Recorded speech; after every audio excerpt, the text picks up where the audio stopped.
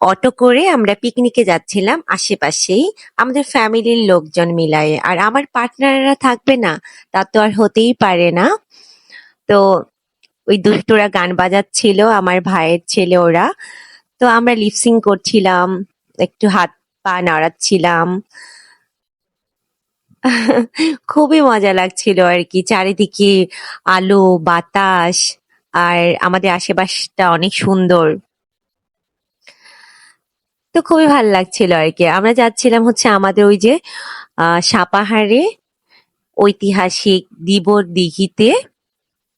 তো ওইটা দেখার জন্যই মূলত গিয়েছিলাম। তো শুধু ওইটা দেখেছি এমনটা না, আমরা 3 জায়গা দেখেছি। জবই বিল দেখেছি, ওখানে বিশাল বড় একটা বিল রয়েছে।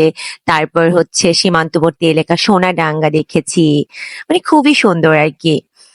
তো আমি ফুলকে বলছিলাম, তোমার যে মাথার ব্যান্ডটা আছে আমাকে দিয়ে দাও না, তোমাকে তো কিউট লাগছে।